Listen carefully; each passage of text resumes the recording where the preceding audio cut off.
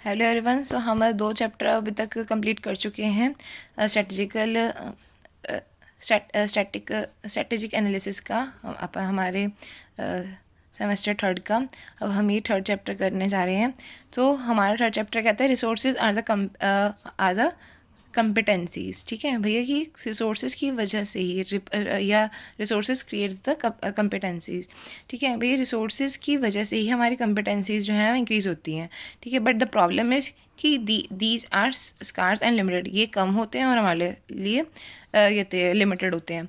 तो अब क्या होता है, ऑर्गेनाइजेशन रिसोर्सेज को हम 4 टाइप उसमें डिवाइड कर सकते हैं: physical, financial, human and intangible. ठीक है, तो ये तो आप अच्छे से समझ सकते हैं। फिजिकल मतलब जो हमारे इंफ्रास्ट्रक्चर रिलेटेड हो गया, मॉनेटरी रिलेटेड हो गया।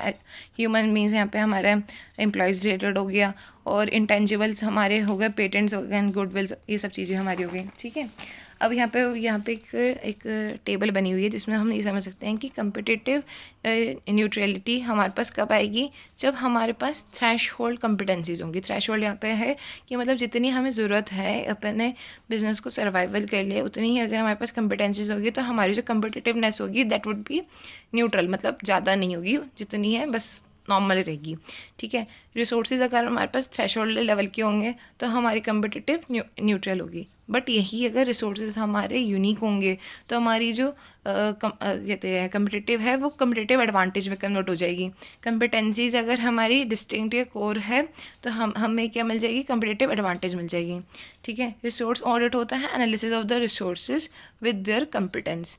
भैया हमारे रिसोर्सेज हैं, उनकी कम्पिटेंसीज हैं, उनकी कैपेसिटी है कि वो हमें कहते हैं एक तरीके से हेल्प करे हमारे बिज़नेस को अच्छा ग्रो करने के लिए। तो this is known as resource audit और ये हमारी ज़रूरत होती है।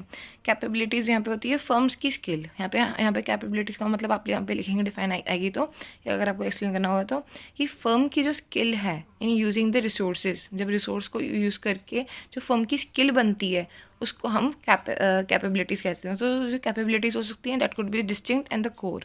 ठीक है, डिस्टिंक्ट होती है जिससे हम एक स्पेशल मतलब मार्केट के से कुछ हटके होती है। कोर होती है कि आपको मार्केट में सस्टेन करने के लिए और के लिए जो कैपेबिलिटीज़ होती है वो हमारी कोर में आ जाती हैं। ठीक है, तो पोस्टर्स की वैल्यू चेन मॉडल जो है उसमें क्या है कि framework for the organisation analysis. Organisation का एनालिसिस करने के लिए पोस्टर्स की ये मॉडल है। ठीक है, this divided into 2 categories of the activities.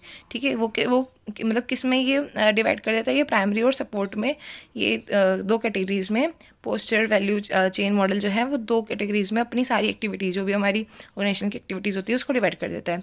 Primary activities को वो कहता है which are the activities which these are the activities which adds up the values to the product, जो एक्चुअल में प्रोडक्ट को वैल्यू एड्सअप करते हैं, वो हमारी प्राइमरी एक्टिविटीज़ हो गई। ठीक है, और सेकेंडरी में वो आ जाती हैं, या हम कह सकते हैं सपोर्टिव एक्टिविटीज़ वो होती हैं जो एक्चुअली में प्राइमरी एक्टिविटीज़ को सपोर्ट करती हैं। ठीक है, तो ये काइंड ऑफ फिगर होती है इसमें। तो प्राइमरी हम यहाँ पे देख सकते हैं, प्राइमरी एक्टिविटीज़ में हमारे ऑपरेशंस आ जाते हैं, लॉजिस्टिक्स आ जाते हैं, मार्केटिंग आ जाती है, एडवर्टीजिंग आ जाती है, ये आ जाती है सपोर्टिंग, इन सब को सपोर्ट करने वाली इंफ्रास्ट्रक्चर, HRM, टेक्नोलॉजी, फाइनेंसिंग, तो ये हमारी सपोर्टिंग आ जाती है। और इन सब से हमें क्या जनरेट होता है, मार्जिन। मार्जिन यहाँ पे कहने का मतलब है प्रॉफिट। ठीक है।